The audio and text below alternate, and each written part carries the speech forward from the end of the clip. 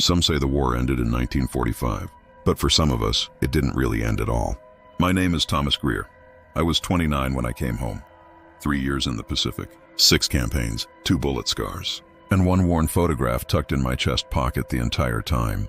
That photo, folded 4 times over, soft around the edges, was the only thing that made me believe I'd survive. My wife, Clara, she was 5 months pregnant when I left. Red ribbon in her hair. The kind of smile that stayed with you, even in foxholes and jungle rain.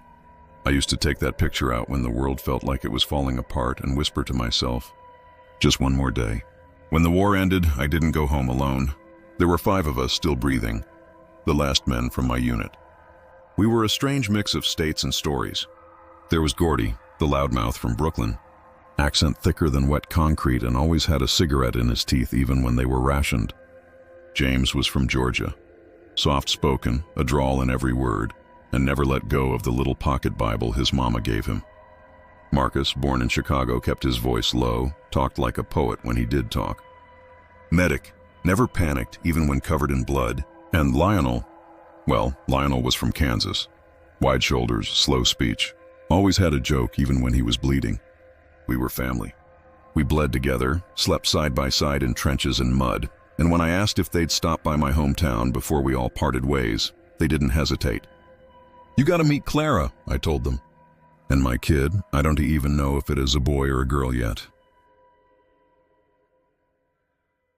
We rented a yellow cab out of Jackson, one of those long pre-war sedans with the smell of old leather and rusted bolts. The driver was wiry, pale, gloves on his hands even though the sun was out. Didn't say much, wouldn't meet our eyes in the mirror. At first, the ride was lighthearted. "I tell you, when I get back to Brooklyn," Gordy said, "first thing I'm doing is having a slice. Not that military mush and a real slice, folded, greasy." James chuckled, leaning out the window. "All I want's my porch swing back, glass of sweet tea." "Maybe 2 days where I don't hear nothing but crickets." Lionel leaned his head back. "I want clean sheets, and not smelling Marcus snoring like a tank." Marcus gave a tired laugh. "I ain't gonna miss your feet, Lionel."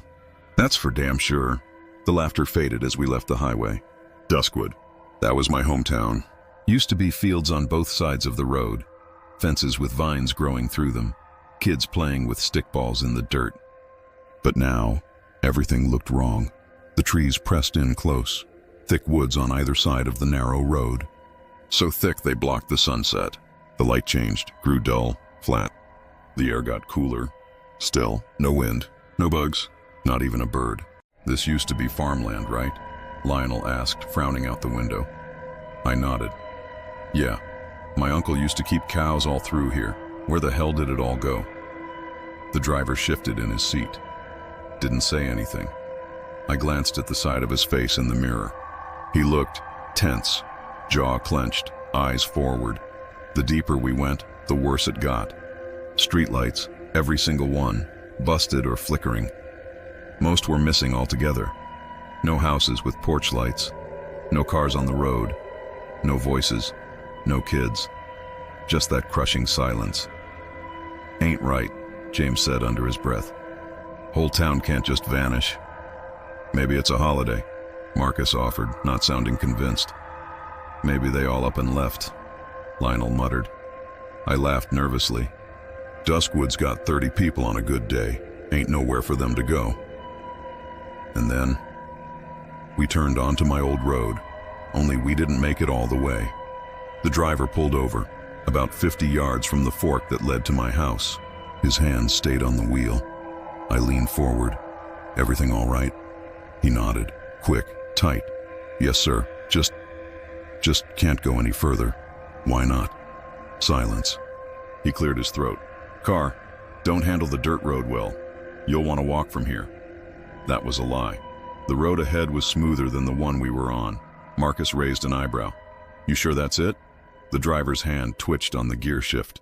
His voice was barely above a whisper. "Yes, sir. That's all." But he didn't move, didn't look back. He was staring straight ahead at the trees, like he was afraid something might look back. I stepped out. So did the others. Gravel crunched underfoot. The forest ahead was still, too still. I could just barely see my family's old mailbox at the curve ahead. "Come on," I said. Just a few minutes walk. None of us said anything more to the driver. He didn't offer a goodbye. He just stared, hands on the wheel, eyes wide, knuckles white under those gloves. And then we walked into the woods, toward my old home, not knowing that nothing was ever going to be the same again. "So, Thomas," Gordy called out, stomping through the gravel. "Any chance your wife has a sister?" Lionel chuckled. "Man hasn't even made it to his porch yet and you're already plotting." James grinned softly, wiping sweat from his brow. "Maybe let the man say hello to his woman first, boys." Marcus just shook his head. "You're lucky Clara ain't the jealous type, Gordy. She'd gut you with a pie knife." We laughed. It felt good, like the war was finally behind us. But as we followed the narrow path toward my old house, the mood shifted. The trees thinned out, but the air got colder. The breeze didn't rustle. It slid, sharp, clean, still. We came around the bend and there it was, the Greer home. White clapboard siding, chipped from storms long past. Shutters half hung. Porch steps warped from years of rain and heat. But to me, it looked like heaven. The house sat just before the tree line, surrounded by old oaks and tall, whispering grass. The fields beyond were overgrown, left wild during the war. Behind it, you could just see the edge of the guest house, a smaller cabin tucked against the woods. "Bought this place for $600, I said, smiling. Me and Clara scraped every penny. I had to patch the roof with a bucket and tar the first winter, but it was ours. As we stepped onto the gravel in front of the porch, I cupped my hands around my mouth. "Clara, it's me." Silence. My friends hung back, giving me space. Then, the front door creaked open. She stepped out slowly, sunlight catching her red ribbon. Same dress I remembered from the photo, same soft hands. She looked exactly like I'd left her. Not older, not thinner, not worn by time. She froze when she saw me, then smiled. I ran to her. "Clara." I wrapped my arms around her, felt the warmth of her, the softness. It didn't feel like a dream, it felt real.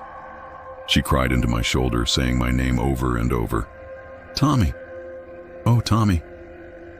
Then I heard it, a tiny sound behind her. A baby's cry. She pulled back and wiped her eyes. "Come meet your son," she whispered. He couldn't have been more than a few months old. Big brown eyes, tightly wrapped in a patchwork blanket. I stood there, shaking. "He's perfect," I said. "His name's Henry," she said, smiling. I turned to the guys. "You want to meet the woman who got me through this damn war?" They approached, smiling and awkward like teenage boys. "Clara?" I said, beaming. "These are my brothers, my family." Gordy tipped his hat. "Ma'am, I see where he gets the charm. And damn if he didn't undersell how pretty you are." Clara laughed politely, holding Henry a little tighter. James just smiled. "God bless you both, truly." Marcus nodded with a half smirk. It's good to see something normal again. But it was James, who slowed down first. His hand stopped mid-wave. His smile faded. Later, he told me he felt a chill in that moment. Not a breeze, a presence. Watching. He said it crawled up his spine like ice water. But that day, he said nothing. Clara led us to the guest house out back, said she'd made it ready for us. Clean beds, stocked kitchen, fresh towels. I didn't question it, just smiled and said thank you. The next morning, we headed into town to pick up supplies for a big homecoming dinner. That's when we noticed something strange. The market was open, but quiet. People inside stopped moving when they saw us. Their eyes followed me like I was a ghost. Some looked away. Others looked scared. Lionel leaned in and whispered, "Tom, you got enemies here?" I laughed it off. "What, you think I'm mobbed up or something?" "I mean," Gordy muttered, "I wouldn't put it past you. You always been the quiet type." We gathered groceries, meat, potatoes, fresh greens. The cashier scanned everything, but never once looked me in the eye. Just kept her head down, hands shaking slightly as she counted change. "Come on," Marcus said. "Let's grab one drink before we head back. First round on me." We walked over to Miller's Bar, the only watering hole in town.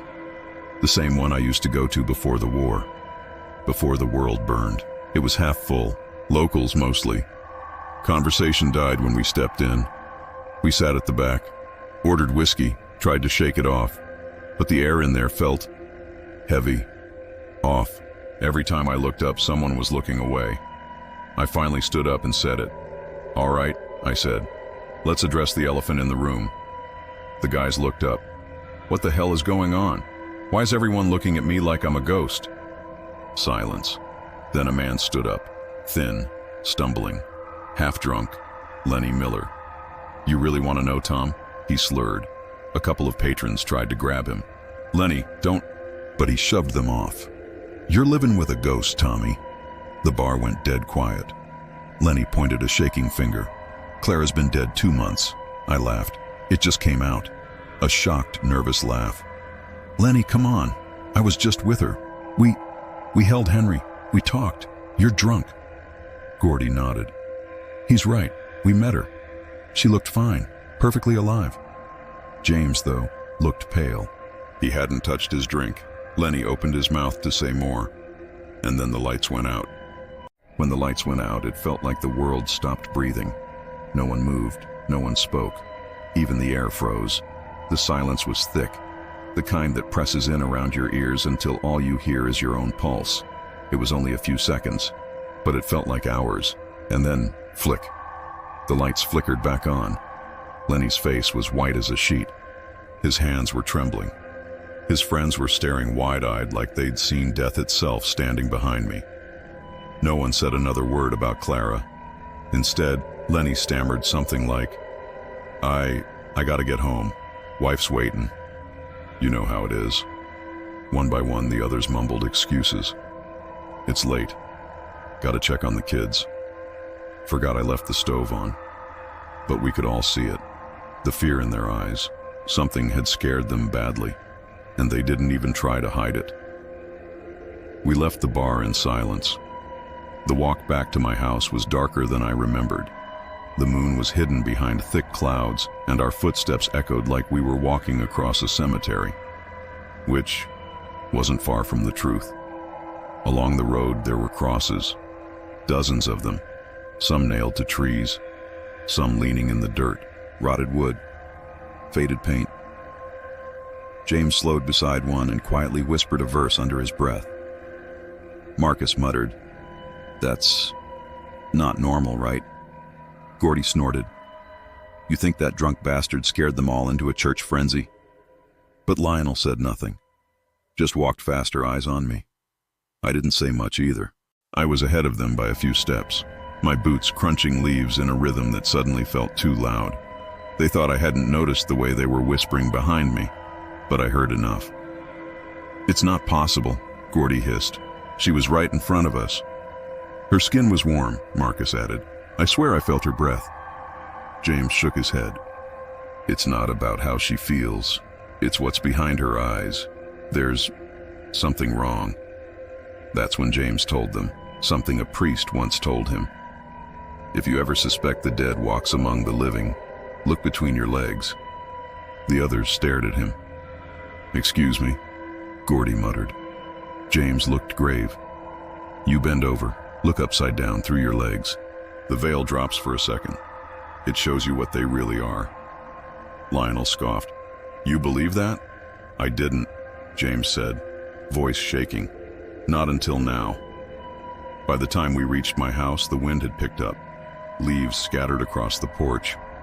And then, there she was, Clara, standing at the door, smiling, rocking Henry in her arms.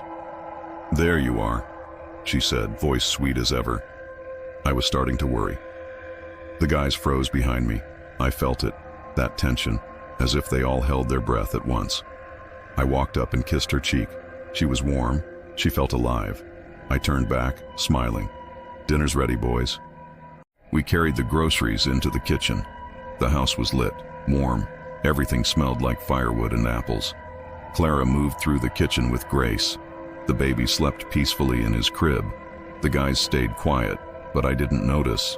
I was too happy, too blind. As we set the table, I said, "You won't believe what Lenny said tonight, Clara." She turned her head slowly. "Oh?" Her voice was calm, but the tone sharpened like a blade. "Well, he claimed something ridiculous," I laughed. "Never mind, it's not worth repeating." She didn't blink, didn't ask again. She just nodded and kept setting the plates. The boys exchanged looks behind me, nervous, uneasy. The food came out a few minutes later. A roast, potatoes, biscuits. Or that's what I saw. The others? They saw something else. Marcus was the first to hesitate. His fork hovered halfway. Gordy leaned back, color draining from his face. James went still. Lionel gagged. On the plates sat filth. Maggots crawling through blackened bark. Roaches twitching in ashes. Bones snapped and soaked in a dark, greasy fluid. But I saw none of that. To me, the food was perfect. Steaming. Rich. Home. I smiled. "Why aren't you digging in?" I asked, cheerful. "Don't like Clara's cooking?" All four of them looked at her. At Clara. And she smiled.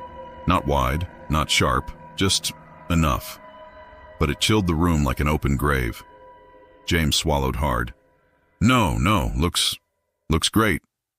Gordy stood abruptly. I think I left my canteen outside." Lionel pushed his chair back. "I might be getting a fever. Need to lie down." Marcus just stared at his plate, mumbling something about nausea. One by one they got up. Excuses, mumbled apologies, fake smiles, and fear in their eyes. I didn't understand, not yet. I just watched them leave the table, confused.